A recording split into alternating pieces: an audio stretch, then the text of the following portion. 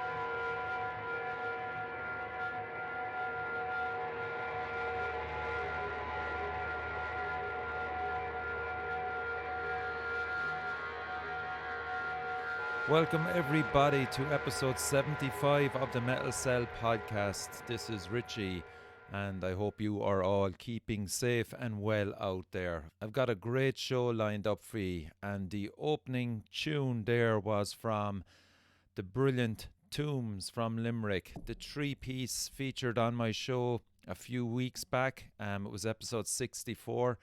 And the song that you just heard there now was called Zipper Face, and that is off their upcoming album, which will be released on July the 17th on Cursed Monk Records. The name of the album is The Orb Offers Massive Signals. So they already released Stampede, and if you haven't heard that, definitely check it out. It's a great track also. Big shout out to the lads Alex, Anto and Kieran of Tombs, and thanks for donating the track to the show. Now, the main man himself, Rob Halkett, took time from building his studio down in Listowel to talk to me on the show. And massive thanks to Brian Carty as well for reaching out to tell me that Rob would be available for the interview. And seeing out the show is the brilliant Dog Tired with their new single Lord of the Vile off their fantastic album The Electric Abyss. Be sure to check out all their stuff as well on Bandcamp and social media. There's a bit of a team going on here with all the acts from Scotland. I don't care, it's quality music, man. And shout out to Chris, Luke, Keith and Barry. And it's nice as well that there's a link there insofar as Rob knows all the lads from Dog Tired fairly well. So that's it. Won't delay you anymore. On to the main interview with Rob Halkett of The Exploited. Enjoy. Okay. Hi, this is Richie from the Metal Cell podcast. I'm delighted to welcome Rob Halkett of Exploited to the show. How are you, Rob? I'm grand. Not bad at all, man. But I'm going to stop you there because I also played in Karma to Burn for a few years. Oh, And nice. Karma to Burn, for me, as much as I love exploited and punk and the thrash and metal, see a bit of the old stoner rock playing for Karma to Burn for me was a fucking dream. One of my favorite bands ever getting to play with. Yeah. Brilliant. Give them a shout out because, man, we'll cover plenty. We will cover plenty. That's the whole kind of object of the show anyway, you know. And we'll give a shout out as well to Brian Carty, who managed Oh, to get in absolutely. contact with Put us in me and touch. tell me about you being, would you believe, down in Kerry. I was just going, what? You're kidding me. Yeah. How do you know Brian? Well, we're both from Listowel. We both played soccer, I think, for Listowel Celtic at some point. Class. And you wouldn't, I suppose, automatically people wouldn't imagine it, but a place like Listowel has a fantastic, thriving music scene. And we always had a really, really active heavy metal scene. There was a lot of metal when I was growing up. There was loads. Everyone had a band. Everyone was able to, play a bit of guitar, play a bit of drums, sing a bit. And so we all, like, our childhood or adolescence was playing guitar, having the crack after a night out, whatever. Yeah. Obviously, since you're from Kerry, did the GA get their hooks into you? Of course, you couldn't be from Kerry and not. It's religion here. Like, yeah. So I played a lot of football. In fact, I was a handy enough sort of centre forward and played midfield the odd time. Pretty good at taking free kicks and that, but played soccer as much as I did. Yeah. And I'd never went near hurling because it looked fucking mental to me. Yeah. I know there's one of the lads I work with, actually.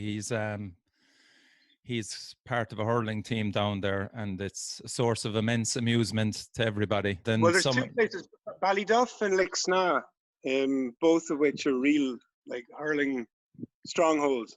Yeah. Proper men. Far too tough for me to have a go at. And I'll be honest, they are the type of men that, on their deathbed, they'd still batter me as a teenager. Isn't it mental as well that GA has got to Sky Sports? For anybody that doesn't know, we're on about Gaelic football and Gaelic hurling, which is the traditional two main sports from Ireland. That'd be fair to say, wouldn't it? Although I do enjoy handball as well, you know.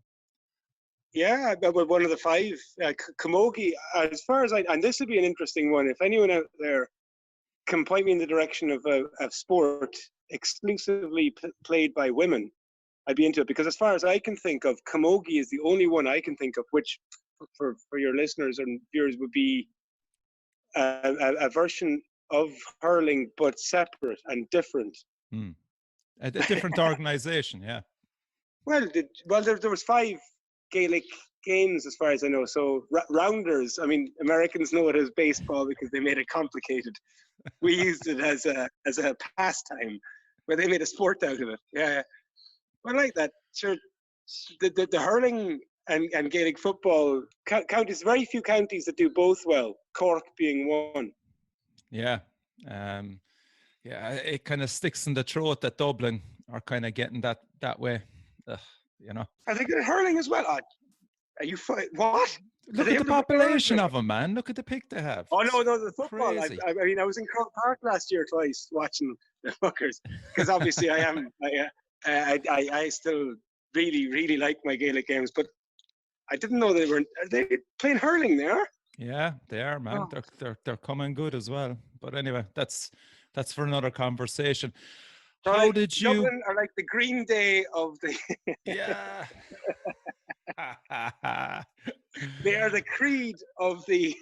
I'm sure Watty will appreciate that sentiment. Yeah, we'll call them Nickelback. How did you get into rock music? Was it a path through trad and kind of mastering guitar and stuff? I'm just guessing. Not at all. No, I think as a fan, big time. For me personally, it was always. Growing up, I listened to a lot of grunge. You know, I was a teenager, so I'm almost 40. When I was a teenager, it was things like Pearl Jam and Nirvana and things. But then listening to Led Zeppelin, for me, Black Sabbath would have been a really, really big. As soon as I heard Sabbath, I realized I wanted to play music with, like, darkness, heaviness to it. Mm-hmm. Yeah. And even it sounds stupid now, but the Beatles when I was young, I used to listen to the Beatles and think, right, that melody, put a distortion pedal on that, and have a harder drum. Fuck, you've got a song. So and I think for me it was a lot of DIY. When I was sort of 12, 13, I was lucky enough that part of the world I'm from, I was able to rent a PA and put on a concert and have our friends. We, I mean, I'm glad that YouTube didn't exist then because we're not being ridiculed. Yes. But Yeah. at the same time, there was that sort of support that adults were willing to let us have a go, even though we were only 12 or 13. We could rent a little venue and we could put on a gig and we could rent a PA and we might only have 4 or 5 channels, for vocals and maybe bass drum if we were Yeah. lucky. But that was how I got into, genuinely, that was how I got into rock and roll. And then later on, I become, a bit of producer and worked in more kind of technical sides of it. But definitely for me, the key in the ignition was just being a fan of music, listening to different music and thinking, well, fuck it, that, you can cross that with that and then make it like heavy. Yeah. Were you self-taught, Rob, or did you get any lessons off anybody? I was Kerry School of Music. I learned violin, and I did Okay. all my music theory with classical music, and I was that was before I was 10. So I suppose 7, 8, 9. People like Benny O'Carroll. I learned a lot of like the theory behind music before I actually knew really what the fuck was Yeah. going on. In a lot of ways, and then I'd never really learned very much after that. Honestly, I think and I know a lot of people, a lot of really good musicians are in the same boat. They learned enough that they could kind of go, all right, EGBDF, Yeah. and this is a staff, and I don't really, and I found it difficult as a violinist to be able to do both. Like if I was sight reading, if I was playing classical music and reading the notes as I was playing them, I found it incredibly difficult to then just be able to go on a jam with my buddies. Of course. I Yeah. couldn't do Yeah. Yeah. both, kind of. So I decided for me personally, it was a bit like, well, the age of 12, 13, sort of, well, for me, I just thought there was way more expression in just being able to play a bit of music with your friends instead of having to have rehearsed a piece of music for hours and hours and hours. And Yeah. I play in a punk band. It's borne out. Like there isn't all that much, or very often there isn't that much musicality to raw emotion. It's more about how you feel about the music than how well you can perform the music. Yeah. Well, I mean, that's so true on so many different levels for so many different people. Do you think yourself having that background, we'll say, I suppose, educated in it to a point? I know you were very young. Was it a nice foundation for you? Did you meet Absolutely. other people Yeah. through that? Yeah, absolutely. It also, for me, I was able to kind of turn a corner very young, realizing that the idea of like how do I put this without sounding like a dickhead? I suppose the richer kinds of music, like classical music and opera and things like that, um, weren't any more worthy than things like trad or metal or any other form of music. It didn't need to have the same hoity-toity. I don't know how to put it, Yeah. but I still encounter that now at almost, at 40 odd. In my days, sometimes people look down their nose at musicians who aren't in the opera or aren't in theater, or aren't, and I kind of, it makes me feel a little bit, well, first of all, it pisses me off, but then in a big way, I find it disrespectful because a lot of the time, some of the most incredible musicians I've met have nothing to do with classical music, self-taught, and they can blow your mind without ever becoming famous or becoming a big deal. Whereas some of the classically trained or the operatic voices, and I'm not disrespecting their training, etc., but the fact that they are so well considered as opposed to the other people who Oh, aren't. it's a pure status thing. Yeah, for me, and I was quite young. I think when I realized that, like, it didn't matter if you were able to sing like Mike Patton or fucking Placido Domingo. You hear those voices, and you go, that's banging. it didn't matter that like Mike Patton was never going to be on the radio my parents were putting on. I Yeah. still thought of those people as exceptional, talent with vocals. Now, I use Mike Patton as an example because he is an incredibly talented singer, He's one of the top out Um, there, man. Absolutely brilliant. Yeah. totally. Uh-huh. And people still will detract. I know this is a lot of people. I'm not a big fan of Mr. Bungle. Uh, Mm. it I can doesn't. give or take, yeah. But Yeah. I can understand why he's in him. Oh, absolutely. And there's more point in that. Actually, for me, in Faith No More, Billy Gould has to be for me a massive hero. He's a brilliant producer. He actually played second guitar in a band called Harmful for a little while.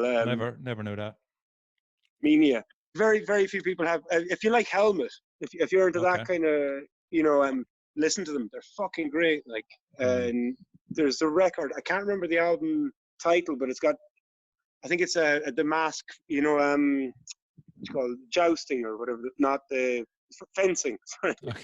Yeah, a fencing mask. It's fucking brilliant. It really is one of these things. And it turns out, so he recorded the record or the album, and then he enjoyed it that much that he started playing second guitar for them. Jesus. And I watched them. We did a gig with them in Sofia years ago, and kind of typically, I don't know if you know Nick Oliveri, who'd be Yeah. Queens of the Stone Age, but Brilliant really like, basis, yeah. yeah, he Mondo Generator and the Dwarves. Dwarves are one of the best punk bands of all time, regardless. Mm. People go on about England and America and all that. Dwarves, they're fucking fundamental to punk rock, in my opinion. Without their attitude, there'd be very little fun left in punk rock. Yeah, And Nick and absolutely. myself, we were at the back of this venue, big, one of these venues, smoking maybe a joint or whatever. And Billy Gould kind of walked past, and I was like a teenager. You know the way you would be, a big fan Of of course. like, yeah. And I sort of said to him, will you introduce me? And he's looking at me like, I thought you knew him. Like, will you introduce me? And meanwhile, Robbie, the guitarist in the Exploited, comes out and says, "Oh, Billy." And because Robbie's dad had done backdrops for Faith No More for years, Oh man. they were fast old friends. And it was only then I realized that a man like Billy Gould is a fucking serious stand-up dude, like really nice, kind of family-centered. Knew Robbie because he was, 20 years previously, he'd seen him as a child, saw him growing up, paid attention to it. And Mm. I was kind of blown away with that idea that like Faith No More have this engine with all these little parts, made it really, really special to me. Then realizing that like people who are snobby about music don't understand that all of this is really central to being able to write incredible music and be genre defying. Yeah. Yeah, absolutely. Do you remember your first gig? That I put on or that I went to? Like you I were remember the first proper gig I went to. All right. Yeah, what was that then? Pearl Jam in what was then Point Depot. Okay, I think I might have been at that one. What year was that? Was that in First the 90s? 94, 90, 94 probably, 95 maybe. No, Yeah. something around that. Yeah, I was at that mid 90s and Big concert, like it was big gig. huge. Yeah. A Yeah. friend of mine fell off the balcony and broke his neck that night, I think. That's right, same concert. And it wasn't, that long before. Then was it 10th of May 1996, a young girl called Bernadette O'Brien at a Smashing Pumpkins gig in the same venue, Yeah. Afterlife. Yeah. Shocking. And yeah, absolutely. And there's a connection there with Listowel. She was the cousin, and she was pals with people that were there. I wasn't at that gig, but good friends. And in fact, I was going to say her boyfriend at the time was going to pop in just now, and he can't. He's another producer, a really good musical chap called Jason Looney. He used to go out with her around that time, and I remember being absolutely devastated. That kind of, the reality of having an amazing concert could cost someone's life. Yeah. It was so disturbing. Really, really horrible to think that somebody having a great time all of a sudden could lose their life. Listen, both of us, I mean, I'm 49 and I've been to literally thousands of gigs, and it's understandable how something like that can happen. Sometimes you can see it almost before Oh it yeah, happens. absolutely. I mean, Yeah, obviously, yeah, yeah. as a musician, you're looking down. That must be actually more worrying sometimes to see situations like that happening, you know? Yeah, yeah, absolutely. Yeah, yeah, and although you have power, as in you are on the stage and you are, the focus of everyone's attention. In reality, what happens when you see something like, for example, some tough guy beating up some young guys or whatever, and I do see that from the stage quite often, unfortunately. Yeah, Um, fuck's sake. when you try, because it becomes like we have a rule in the band in the Exploited. When it gets to a certain point, you just stop and say, right, Mm-hmm. you're not welcome at our concert anymore. Please leave. You're being a big bully boy or whatever. In reality, very often what happens is that there's elements of it that doesn't quite get as bad as you'd want to stop the gig for. Or for me anyway, it's not Yeah, that bad.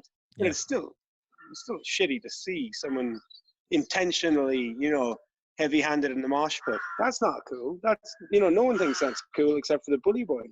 And that's But Rob, you do you not find, and I think it's really good in a way as well. The exploited crowd are getting younger, and it's not unusual to see a mother and a daughter or a father and a son oh yeah, no, close enough to the absolutely, front, yeah. Oh, and they're positive. the Yeah. type, yeah, but they're the type of people then as well that like you're kind of going, Jesus, could it happen that a crowd surge and next minute he's swept away and Nah, because we the thing about Exploit, we don't play concerts that big. Genuinely, I mm, know that there's or if it is a concert that big, it's always well nowadays. After things like Roskilde and even talking about Smashing Pumpkins, as I said, it was the 10th of May 1996, pretty sure. There have been some horrific things, and almost everywhere in the world, lessons have been learned. So in the situations where it's really big and that there is potential for that kind of thing to happen, it's already been thought about a long time before. There are crash mm, barriers with yeah. security. In my experience anyway, and that goes. Fuck. Now I'm actually we played a gig in Chile recently, and uh, I noticed at the side there was these barriers that had sort of like proper razor wire and like Jesus. pointy bits, and it was like, well, because I work in I do a lot of live music, and I wouldn't be happy signing off and looking at that being like that's fucking dangerous. Yeah. Yeah. Someone gets up on their pal's shoulders, tries to jump onto the stage, they could really Jesus. impale themselves. Mm, Yeah. But I suppose now, so I'm sort of contradicting myself. The vast majority of the time, things are very well looked after when Exploited perform. mm. Genuinely true. Whereas the odd occasion where it isn't, fuck, yeah, you just kind of have. Well, for me anyway, I'm a little bit more aware and a bit more on Yeah. edge. It's probably something very often when I'm just in the moment and not thinking about what we're playing and just enjoying myself. Mm, Sometimes there might be a little niggling thing about like, you know, yeah. The nearest that I came to it was actually in Hellfest. I know he played there. Was it in 2011? I think we missed you I by a mean, year. I've been there from the start actually. So 2006 or five, I want to say. Those guys before it was Hellfest, it was Fury Fest, Okay. and instead of it Cool. being Isson in Brittany, it was in Le Mans, where they have the 24-hour car race, Oh, and they very had good. Yeah. three. They're awesome people, and really I love the actually for me I suppose I speak a bit of French, it helps, but their attitude is fucking mind blowing. Like all they wanted to do is make it better every year. So Mm. whatever money goes in, it's a bit like Ramstein. They don't really take that much profit. They just put it back into their Ah, business. You know, definitely. Yeah.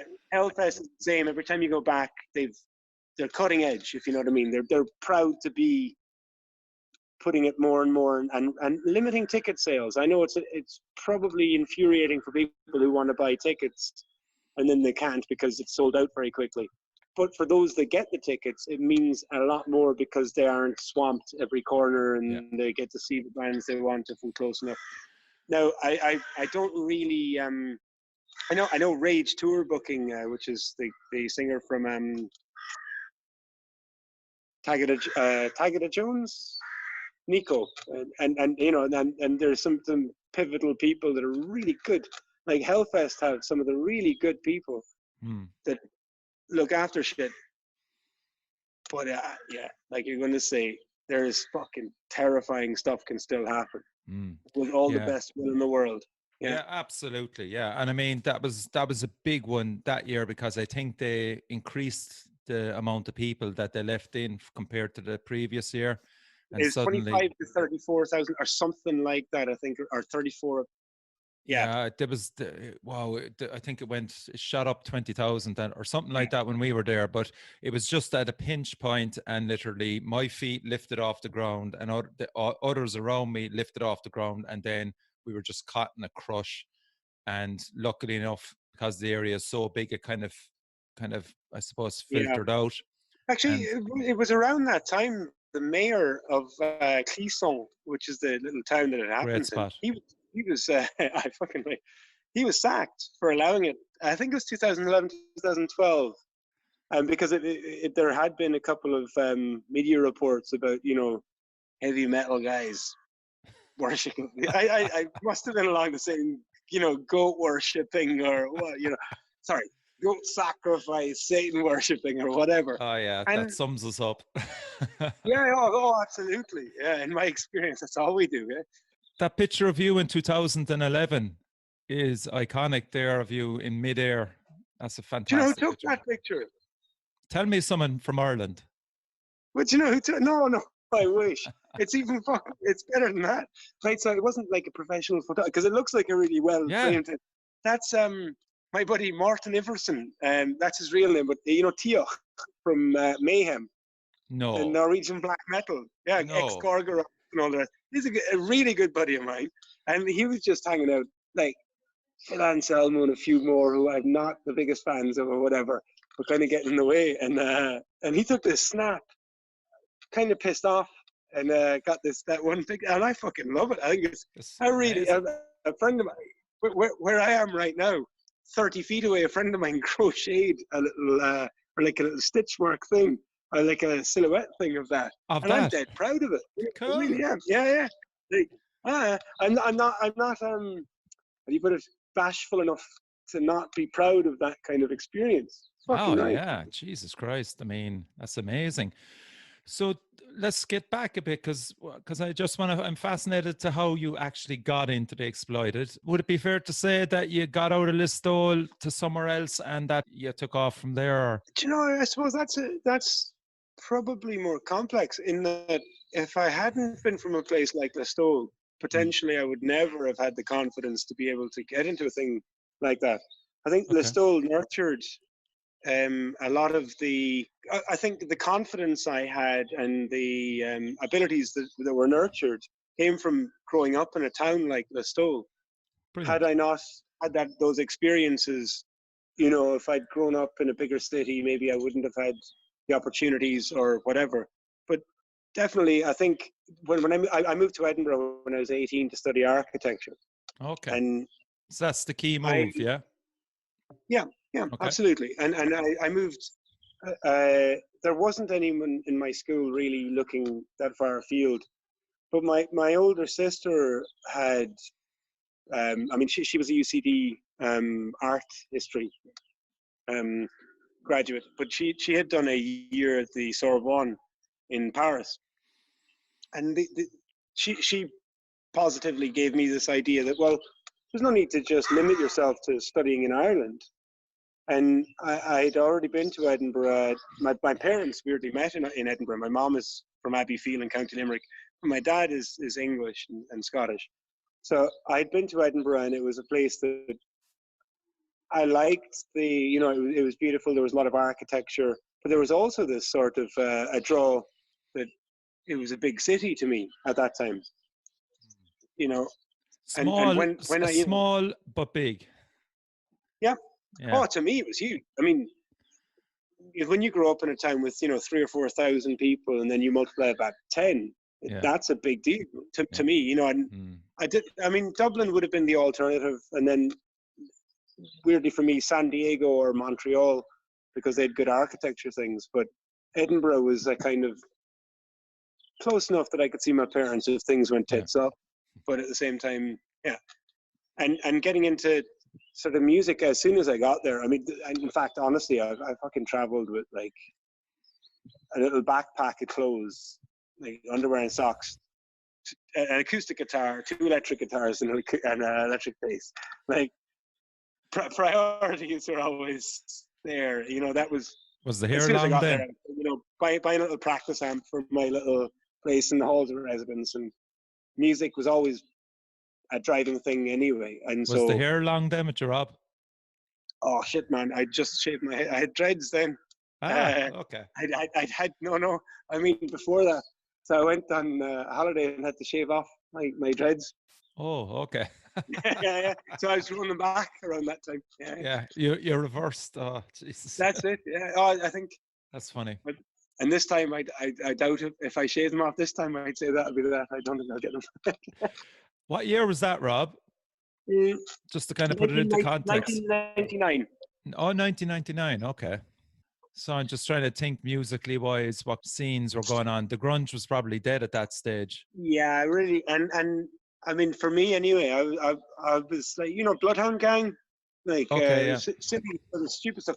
Things like Weezer. Yes. Were still, like I suppose new metal was coming through as well then, was it?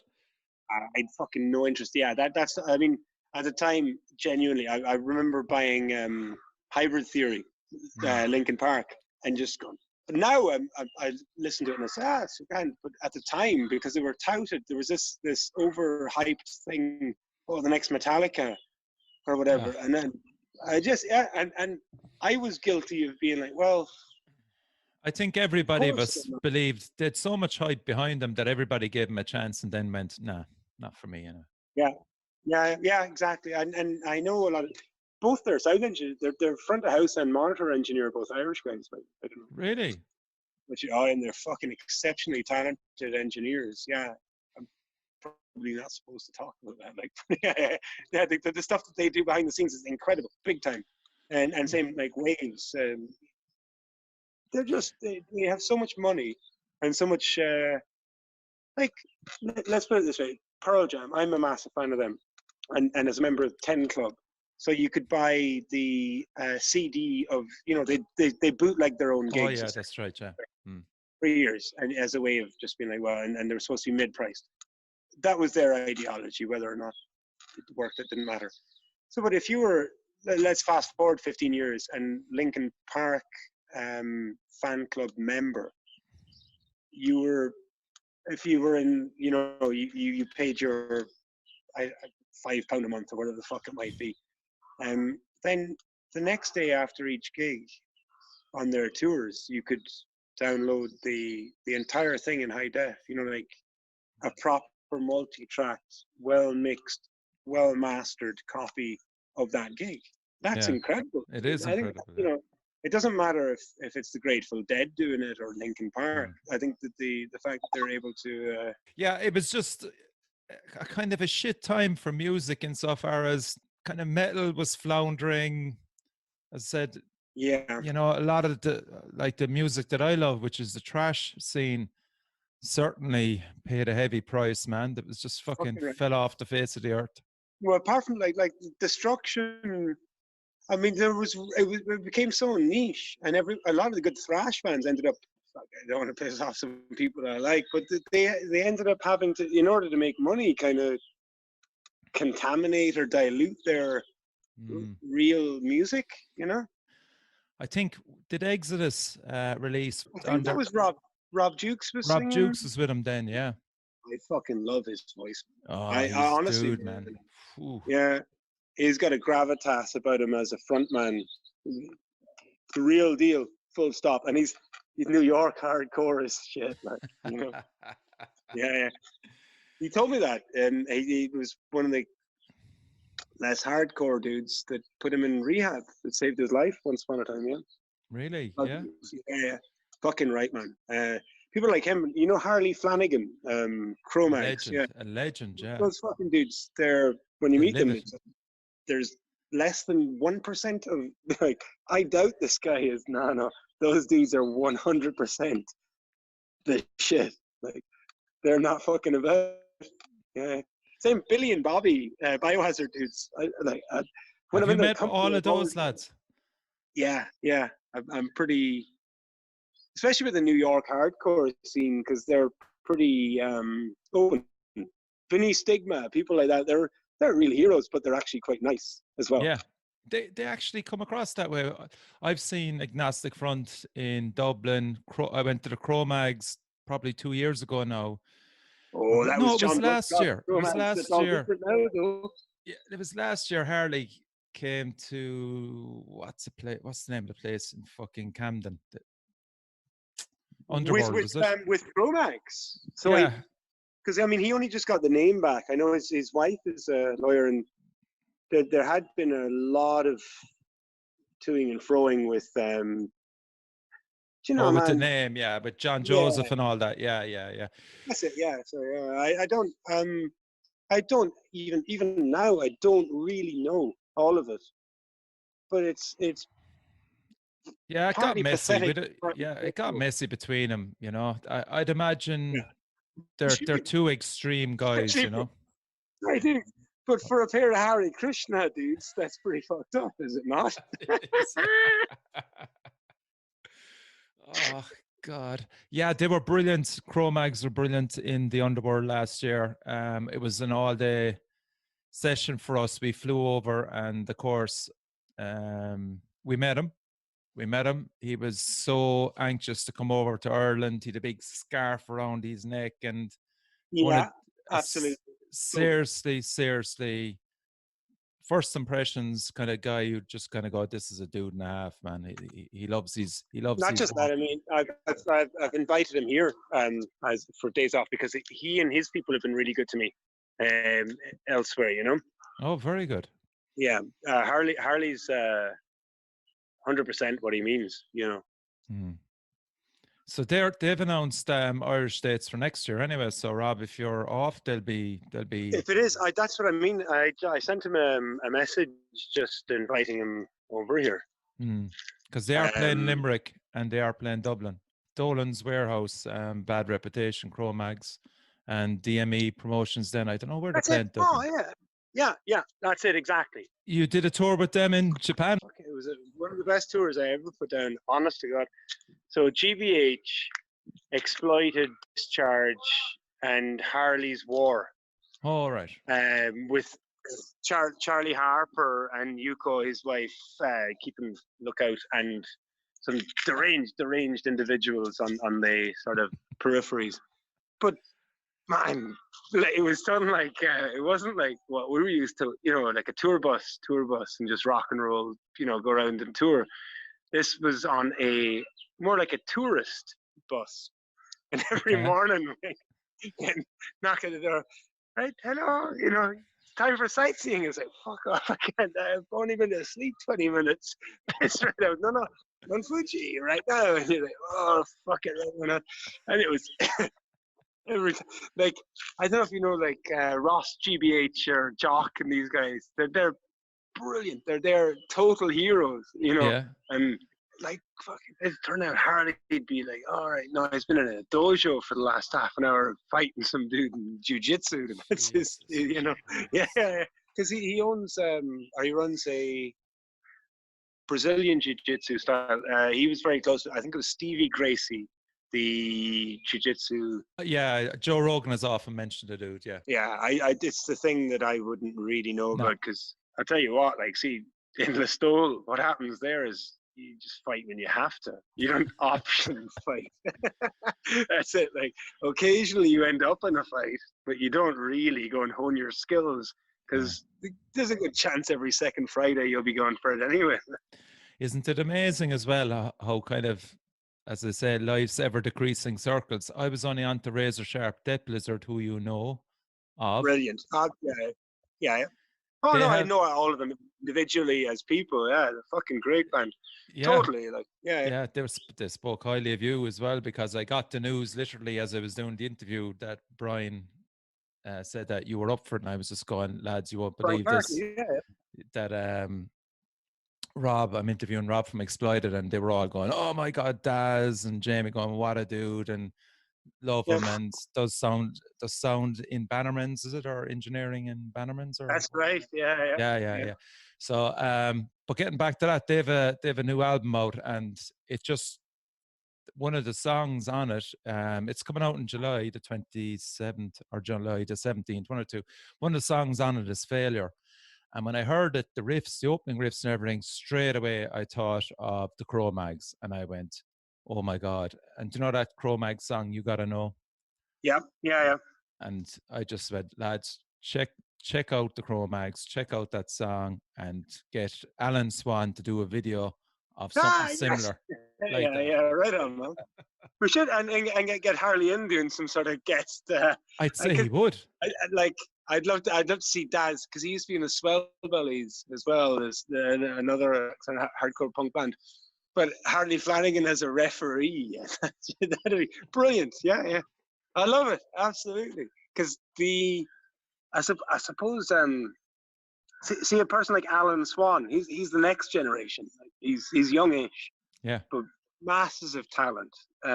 Has done some really cool. Like, he's a photographer, but getting into the realms of videos and editing and things. So like, there's a guy called Robbie Davidson. He really is the reason I ended up in the Exploited. Actually, I used to play in a band called Certain Death with him and his brother. I used to play guitar in that band, and Certain Death was hardcore, no one cared, hip hop, two singers. Like, I always thought Beastie Boys meets Raging Speedhorn. Oh, very good. Okay. Cool. Yeah, in musicality, that was always the direction. Or I got kicked out. No one liked me because I'm an asshole and stuff. But they had to change their name to Drive By Audio. Oh, what a shit name. Go on now. So, yeah, and that's money, man. That's what the fucking reality is. So a couple of years before that, I'd been kicked out, even though they're still best friends. We're tight now, and they're back to being, because Certain Death is a brilliant name. Yeah. That's like, yeah, done. All right. Or we're called Certain Death, and that kind of hip hop meets, I suppose, a bit of Helmet, bit of Biohazard, lot of like things like Raging Speedhorn, even early Slipknot, Sepultura, drum stuff. Like taking that, trying to make, and a very, very Scottish, or at least not American metal band, with Shawnee D, who actually sang with I was saying about earlier, but Hellfest, one of the people, Arno. So he was a singer with Black Bomb A for a couple of years. Never heard of them, no. Oh, dude, you are doing yourself a disservice by not checking them. Unbelievably good. They've one song called Mary, which should be the world's national anthem. Fucking hell. Where are they from, Rob? France, Nantes. Oh, okay. Well, nowadays Paris, Nantes, like, because, well, put it this way, man. It always ties around. So Cavalera Conspiracy were produced by the old Machine Head guitarist. Yeah, I know the guy. I can't remember his name either. I can never think of his name. Excellent tattoos in his tits. The first two Cavalera Conspiracy records were produced by him. Okay. And then Black Bomb A's most recent, or second before most recently one is done, and he started off doing a lot of drum production. Okay. His stuff on that Cavalera and stuff. Well, Igor, one of the best drummers in the scene, like, and makes me blush like a school child when I see him and stuff. I have pictures of him, but every time I'm a total like. He was actually in the crowd with at that Chroma gig. There was pictures afterwards of Harley with him in the crowd, Igor. Yeah, so he must like he's hardcore as well. and punk. Oh, Igor Cavalera, yeah. He used to live with a guy, Matthias Prill. I hope he never hears this because he's like a promoter type. Really cool guy. Best promoter I know. Looks after us really well. Makes sure that we get fed and occasionally even get paid and stuff. Things they. But he and Igor lived together in Sao Paulo for like 5-6 years, and when there was fucking nothing, like no, food or money, and all that kind of stuff, and for them. Like I know Matthias. I've toured with him really well. A really long time. They weren't doing it for fucking cash or whatever. They had belief in their music, and that's I think for a lot of us into things like heavy metal, it's not about the or the career options. It's about this overriding principle that that's what I want to do, and that's why I should be doing it. Yeah, as Sepultura wrote a song about it, Nomads. Nomad. With Chaos AD, by the way. I know folk go on about like Beneath the Remains, Her Eyes and all that, but for me, fuck me, like Chaos AD. That's the one, isn't it? I think so too myself. It varies, but I mean Chaos AD is just every single song. But my Lord, Turkish Godzilla. Yeah. And of course, there you go, Jello Bafia. Yeah. Oh, There's him and Watty hate each other. The band Diamond, like the singers, absolutely pathologically hate each other. Really? Oh, fucking hell. Okay. It really doesn't bother me that much because I pathologically hate both of them anyway. Sorry, what did you say Matthias was in the end? Was he is he a promoter? Is he? Promoter, yeah. Matthias Prill. So MP tour management. He was living. He's a German chap. Oh, okay. In South America for a long time and promotes and tour manages some very big acts, etc. Because remember the other punk band? There's a few of them, but the one punk band that I love coming out of Brazil was Logan Matter. Oh, sorry, man. Logan. Sorry. Yeah. Ratos de Paredes. Oh, Ratos de Paredes. Yeah. Fucking unbelievably cool guys. Yeah. Ratos are. Ratos. Yeah. Ratos de and I think again going back to Watty Buck and the singer they exploited. I think there's about 3 bands that he doesn't hate, and that's one. Yeah. Impressive. Yeah. Maybe 4. Push it like. So, if he ever ends up hearing this interview, though, he's going to give me shit. He's like, there's only 3, you fucking cunt. How did you get your chance then? So you finished with the hip-hop metal band? Well, no, I was kicked out. And I'd already been working with The Exploited, just doing sound. Sound. Okay. Sound, yeah.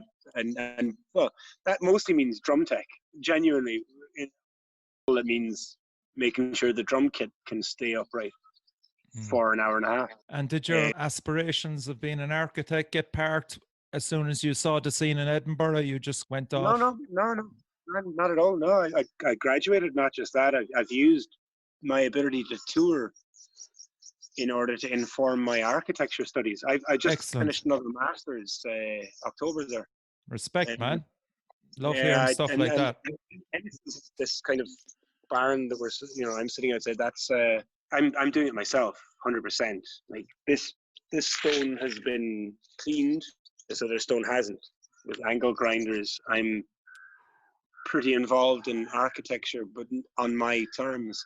I fucking hate the construction industry the way it is. Kind of reminds me a lot of the music industry in that there's certain power and money that a lot of the people with the best talent or the greatest ideas will never be exposed to. Yeah. And the people with the lowest principles and the worst ideology will control. Yeah, I wouldn't argue with that at all. I mean, fucking hell. You'd know firsthand, obviously. Yeah, I keep dragging you back to it. The Edinburgh scene, you went to a few Exploited gigs. How did it come about? Oh, shit, no. I mean, I never went to an Exploited gig. Were you not doing sound for him, no? No, sorry, that's what I mean. Like the first time I ever saw Exploited, I was working. Okay. I think first time there's a band called the Gin Goblins, Right. incredible local Edinburgh punk band, and in I think 99 or 2000, actually it must be 2000. They always did annual Halloween show, and so I was at this particular Halloween show. Right. I got to pause it there. What is it with Halloween shows? Because I've seen Dog Turd at Halloween shows, man, Oh, and that's Robbie that's fucking Davidson, bro. That's the off the real. wall. Yeah, yeah. We have a thing. Okay. Yeah, yeah. And this particular one was rad. Oh, yeah. And a lot of them Halloween shows in Kirkcaldy. Anybody that's even listening at this time should check out. There's going to be a film coming out called Dick Dynamite. Dick Dynamite is going to be, I don't know, really good, right? And it will be. Robbie Davidson is a crux of all of those things. He is. I mean, he was in Exploited, and he's a film director, and Certain Death. Dick Dangerous is his baby, I suppose, as opposed to his actual physical baby, which his missus gave birth to, Ava. He has really tried to. I mean, he's worked in, like, let's say he worked for STV, so TV news and shit, Okay. and still has technical knowledge and the abilities to go forward and do his own thing, but chooses to do really off the wall bullshit. So you were at one of them, and There's a big fight. Somebody handed me a glass to try and smash another guy with, and I'm not a violent type, so I put the glass. Actually, it was a bottle. Put the bottle down. Was like, I'm not fucking. So I had a bit of a fight with a guy who tried to get me to fight the other guy, and then in the mix of that, I got chatting to a couple of the guys. I was like, all right, you're what? Are you bucking, man? Remember? Blah, blah, blah. And all I at that time, all I really liked was he kind of had I think it was a Kerrang Award ceremony. Fucking smashed a Kerrang Award into the guy from Green Day in his face, and I'm like, I just remember thinking that's pretty cool, like, because I've no issues with any of those dudes at all. But I just thought it was like, well, if you really don't like someone, it's better to just like come do it. The likes of Lewis Capaldi, I will never listen to his music, but the guy's a fucking genius. On he go. Yeah, doesn't matter to me. And I don't. And he lives down the road from my flat. I don't care about his music at all. It's poxy shit to me. But his attitude is brilliant. Like, yeah, fuck you guys. And why shouldn't he be able to? You know, why isn't he being tapped on the shoulder by minders? Because he wouldn't listen to them. That's good shit to me. Yeah. were you playing guitar at the time still, Rob, or had you played bass in other bands, or either or? Like, how did? Yeah, I'd never really played bass in a real band. I used to play bass on my own recording, electro music and sort of dancey stuff as well, like a lot of shit. And so I knew how to play a bass approximately. But it's true, man. Like, bass is a shitty guitar. Like, I mean, electric bass in a punk band is equivalent to being a shit guitarist 90% of the time. Hang on, I do not want to offend the guy in Rancid. He's fucking amazing. No, there's about 10% of brilliant punk rock bassists out there. The rest of us are just like failed guitarists. So did Exploited approach you, or how did it pan out? No, I mean the bassist quit while we were on tour, so I just started playing bass. And then, oh no, shit, that's bullshit. I auditioned on guitar, and I can't play guitar solos, so then I started playing bass. So the bassist quit, and you jumped in. Was that like 2004? Was it around? Yeah, 2004. It was middle of July, 2004 or 2004. And no shit, my first gig, it was like the first gig playing was just before Slipknot at fucking one of my favorite ever festivals in Germany, Metal Camp. Not sure that one. There's a load of them in Germany, man.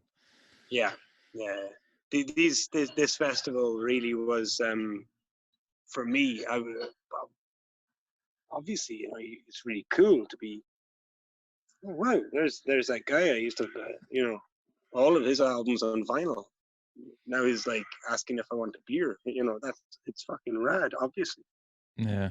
Oh, sorry, it's With Full Force Festival. Okay. Amazing, and the organizers, they're really cool. There's two guys that do the access stage security, and no one's allowed to have any beer or any fluid, anything that might fuck up the electrics. Fair enough, on a little part.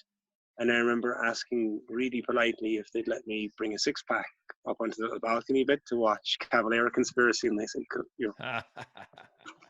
being like, Sweet. now I'm the coolest guy in the world. I'm allowed to have beer and Cavalera Conspiracy. All right. When you made that transition to Exploited, had you mates back at home that were aware that fucking Rob was suddenly playing bass with Exploited? Like, we all have mates that are into the music, and Yeah, it's just a bizarre situation that I suddenly. think honestly, for me, a lot of it was a lot of my pals were already either in reasonably successful bands, and again, coming back to this thing about nurturing and music, there's a guy who lives 2 miles from here that makes probably better guitars than fucking ESP do at the moment. They called Ken Beasley, and their old band's still alive. A couple of guys from Thin Lizzy were fans. There was always really brilliant musicians, and it was never a case that all of a sudden I was able to play in this band or that band. It was, as far as I know, a lot of it was, well, I was helped on the way by these people who are still my neighbors, Yeah. I guess. Yeah. Like, there's still, even now, not long, not far away from here, there's young kids playing. I can't remember the name of the band, but like it's friends of mine's kids. But they've got a fucking drum kit and a bass amp and a guitar amp and a little bit of a PA and all the rest of it. And they're rehearsing. They're playing. I don't know if they've got it yet, but like that's the whole point, isn't it? Oh yeah. It's a play, Whiplash. Like, let's play some Metallica covers. Let's do some fucking Slayer. And if you can't, They're so much in the minority these days, man. really. Yeah, I kind of worry about the scene itself. I think kind of at the moment the Irish metal scene is just absolutely mind blowing. But I sincerely hope that the next generation coming through, the 11 and 12-year-olds, like, there's so many distractions, so much social media out there that Yeah. it's very hard. I think and hope that there will be a little backlash against that kind of thing. Because the next cool thing will be like, yeah, I don't do Twitter. I don't do fucking Facebook. I don't do any of that shit. What do you do? I do Slayer. I do Obituary. I'm now getting back into, or getting into, like, that. I think kids will be always trying to find the cool niche instead of the popular whatever. And certain kids. right now, yeah, and that's all we need. Like the good, like talented, ideologically driven musical. They are out there, and they're gonna have kind of, their parents won't be. Their parents will be the fucking Twitter generation idiots. But Yeah. they'll find their way to typo negative, maybe My Dying Bride, and for me, maybe Municipal Waste, maybe some SOD, maybe even they come across a very recent concert of fucking SOD covering the Exploited, finishing out in Los Angeles, playing Fuck the US. Yeah, like I stuff mean, that's cool. like, I mean, okay, if you want to pursue that passion, you can just do YouTube, etc., and find everything on it. Who knows what they're going to come up with, man? What's coming through? It's going to be interesting. It'll be obviously everything that we've heard and their own take on it then, But that's it, exactly. I mean, even things like, if you remember, like Prodigy, and I remember not really, yeah, and then getting it all of a sudden, being like, all right, this is fucking incredible, but it's not really what yeah, it doesn't have to be the same as what I want it to be. It just has to be as good as it is. Yeah. Music for the jilted generation. Ding, ding, ding, ding, ding, Oh, ding, ding. every song. And it was a very different thing. And knowing those dudes, and I've performed and hung out with them, like they're punk rock. They are, fair enough. It's massively electric, and all of it's this and that. But really, if you go and stand next to their front of house mixing engineer, he's way more on it than most sort of punk rock mixing engineers or metal. He's fucking running delays and stuff and more hands on, which is for me a little bit more old school metal than it is like super fancy. Look at the lights, the way a lot of things pan out. Yeah. Yeah. So I would put, I know, and it doesn't really matter what way you kind of pigeonhole your different bands in their genres, but Prodigy to me would be like, all right, cool. Imagine that in 10 years' time that none of us thought about. So like Ruben turns around and gets jamming with some fucking, I don't know, who knows? Like jazz. If it wasn't for a bit of decent jazz, we wouldn't have Sabbath. Yeah, I agree, man. There Yeah. you go. I know, I like jazz. I love Sabbath. Yeah, no, I like my jazz, especially if it's over in Amsterdam. Oh, jazz. What about places? What about your favorite places in Europe to play? Yeah, there's one industrial bar is it Prague? Small venue. I love it. There's a place that will never ever be doubled in Biel in Switzerland called Castle, and it's in Switzerland, but still the cops can't go in there, so you can still have as loud as you want. I think it's 99 dBA limit in Switzerland, but not here. It's fucking rad. Like the people in Biel, like if I'm giving props to anybody, I always thought Swiss people were kind of dicks a bit, kind of. And then spent a little bit more time in Switzerland and realized that the scene there, they were fucking so ahead of me psychologically with like, oh well, this is how you can make a scene better, and this is how you can fund it, and this is how you can organize concerts for free and all that kind of stuff. Yeah, and this place Gas Castle, it's just rad as a sound place. It's terrible. It's one of the worst acoustics. I mean, to try and design something worse acoustically would take me a while. It's that bad. Jesus. Yeah. Okay. And I'm good at that. I really am. But Did you get to see did you go to the Geiger Museum while you were there? Oh, absolutely. In Gruyere. Was it? No, okay. It's in a little place called Gruyere. There's a famous cheese from there. I've been there 3 times actually. Yeah, I fucking love it. It's an amazing little place in the bar across the way. Yeah, H.R. Geiger did probably more cool, insightful art and sculpture for heavy metal and sci-fi than anyone else of our generation. Yeah. Oh yeah, 100%. But you know who the best heavy metal artist in the world is? This is our Geiger. That's a good question, Rob, because Tom G. Warrior brought Geiger into all our lives. It's probably an obvious one. No, it's not. Isn't it? No. Emphatic and categorical. Go on, hit me. There's a guy. He's an American guy. A fucking asshole. He's T-shirt companies or his online thing is American Vendetta, but his real name is Christian Sloan Holt. Right? You know all the Amon Amarth kind of Viking, we're a tough guy. Okay. Yeah. All of that amazing art. That's him. That's him. He is without a doubt the best heavy metal.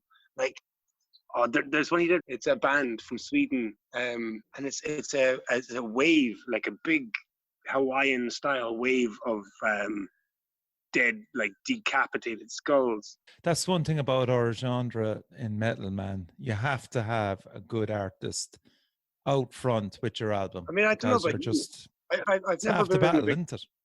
I mean, fair enough. I understand it. Iron Maiden. I've never been a big fan. I get it. I understand it. Wow, you can't deny that their kind of artwork and stuff is Like, it's second to none. They have really understood how you do that. Like, they have people talk about Eddie as a fucking buddy. Yeah, no, that's really, yeah, brilliant, It's true, man. brilliant. And Yeah. I'm also not cynical about Iron Maiden when it comes to that. I don't think that they intentionally did it. I just think that that's the way it organically mattered and the way that they got on with it. I do think they took a lot of drugs when they pretended they didn't. Yeah, I mean, how many album sleeves have you picked up because of an artist more so than the Fuck, band loads. I mean, that just so catch many. your eye? And I'll tell you what's really weird is that most of those, or certainly a good portion of those, have been better than the ones that I've been advised to listen to. That I'm, by friends, be like, "Oh, you'll love this." It's like, listen, it's like that's shit. As opposed to like randomly picking up something terrible off a shelf in HMV in Cruiser Street in Limerick a lot, or whatever, and then wow, I'm into this, yeah. It is a double-sided sword. One that always sticks in my throat is saving, probably at 13 at the time, going up to Cork with my mother and going into HMV with my savings and going down to the heavy metal section, because my brother was 11 years older than me. So he had given me Motorhead, he'd given me Deep Purple, all that. Oh, So it was Deep my big Purple, man. Fucking amazing. Yeah. and I was flicking through and looking at the art, and one just stuck out a mile. And I just went, look at the artwork. It was like this knights gathered in a canyon, and there was banners and flags, and it was so metal. And I looked at the logo and I went, oh my God, I'm gonna buy this. This is the one. So went up, bought it, came home, put it on. It was shit. But anyway, Who was it? Saxon, Rock the Yes, Nations. Biff Byford. Yeah, I've worked for them. Not my. Now, Wheels of Steel. I love Wheels of Nah. Steel. Don't get Do you me know wrong. It's a I tell fucking you what, great AC/DC type fucking stomper. Like. Do you know what's fucking mental? Really is. I presume you've seen. What's that? The downfall of Western civilization. Is it part 2 that does the metal one? So it's Wasp and the guitarist in Wasp. It's him in a swimming pool. His mom is at the side. He's drinking straight vodka. Oh, Chris Holmes, yeah. Yeah. Now, I just presumed Chris Holmes was a fucking idiot and like a spent force and did sound for him a couple of times. But the first time, I need a French band. Speaking of the French, I couldn't believe it. He was actually a gentleman, a really good, and his fucking playing was. I just thought he'd be brain damaged by that bullshit. I was totally wrong, like 100% wrong. The guy was absolutely on it. He's playing to like maybe 150, 200 people. Yeah. Not Wembley Stadium, and giving it 100%, way better than I've seen. Bigger, more expensive performers, and his playing. I was just like, holy shit, how does that happen? Like, because that bit, it's one of the saddest things I've ever seen in heavy metal is that little scene when he's drinking this bottle of vodka and his mom's inside. It's like, Christ, it's like, I love to party, I love to have good fun, and fucking have and all the rest of it, but I don't want to have that adverse effect I actually care about, Yeah, it's true, man. You see, I think he became a victim of his own success and then had to live up to it. And exactly. And in a ongoing kind of. Steve Campbell has joined you. Yeah. Just, I mean, he's only played 3 concerts with us, all of which were in New Zealand. Good guy, but he's one of these. He used to be in the army and stuff. Oh, sure, he'll slot in well with Watty. Yeah, the pair of them love each other. Like, they're fucking chatting about this, and I've never been in the like. See, if someone tried to get me in the army, I've even thought about this when I was younger. I'd just cut one of my fingers off and be like, nah, fuck off, not for me. No. Ye are obviously like the rest of everybody else, suspended in animation until you hear any more. Really, is it? Well, pretty much. I think there's quite a lot of writing going on, as far as I can hear. Or people send me riffs and ideas and things. So there might be an album out eventually. But sure, this is 10 fucking years. Sorry, it's more than 10 I years. know. I remember the last. Oh yeah, I know it's 15 years because I've been in the band since whatever, and there's no album. The last one was Fuck the System in 2003. Yeah, there we go. Yeah, so I joined 2004, and there's no album since. Right. It's fun, man. You It's know fun. what? The It's genuine fun. truth about that is that right there has been, I think, 5 guitarists, Mm. and eventually someone will leak it all. There'll be loads of shit, all right. There's fucking shit tons of ideas and music and all the rest of it, but nothing's ever been put down properly. And I can tell, yeah, they were amazing. You know that record label, Marcus. I've incredibly fond things to say about them. Marcus, the old owner, started it in his garage and all the rest of it, and eventually it's too big for him to really as a global enterprise. But they were always so nice and really good. I think it was 2008 or 9 or something, fucking signed an Exploited Records, and I don't know, there isn't one. It is not me, man. I just play bass, like, Yeah. and really that's it. I don't have any other. Like if I write music, I wouldn't be putting it to the Exploited because none of it would be relevant. I don't write that kind of music. I think before we went on, I was saying about like how Karma to Burn was a really huge thing for me, like playing a stoner rock band. That I Actually, yeah. What album would you recommend for those that have never heard them? Almost Heathen, and listen to it on vinyl with a decent fucking hi-fi. Yeah. Okay. It really, Karma to Burn. If you ever listened to Caius or Queens of the Stone Age, or good Soundgarden, and enjoyed that kind of groove riff. The big difference being Soundgarden had an amazing singer. Karma to Burn never needed a fucking singer, and I don't mean that in any good or bad way. I just think it's the way it is, And do you want to give a shout out to any of the other Edinburgh crew? I know you're friends with Laura and Jamie of King Witch. King Witch, fuck yeah! Have you any idea how talented those fuckers are? Yeah, King Witch. Yes, I do. Oh man, the Gilchrists. His studio is going to be badass, but he's going to be like, because over my shoulder he'll be in here mixing some, and nice. He'll reference this in some weird thing with some mirrors set up, and she'll do some singing note, and all of us everywhere will be like, ah! Yeah. No, I think genuinely though, there's a band called Garida. No one ever cares about. Gareda. Kind of overlooked stonery rock. They came from the ashes of a band called the Tyrant Lizard Kings, who were probably Edinburgh's most important band. Okay, there's always one, isn't it? That never get there. They just happen to be around with working with everybody else and all that. Yeah, and the Tyrant Lizard Kings, their drummer happens to own a place called Chambers Studio, which is the studio in Scotland. Full stop. If you want to go and if you've got $1 million billion gazillion pounds and you want to get the best product, you go and see Graham Young at Chambers Studio, just the way it is. Yeah. And he was the drummer. He was only the drummer. The other two guys, fuck those. Not true. I work with both of them all the time, and they'll be pissed off. So Stu Gordon is a great producer, and Chris Smith, no one knows him by that name, is a brilliant visual artist. Stu Gordon, or there was Conan, has he got his own studios?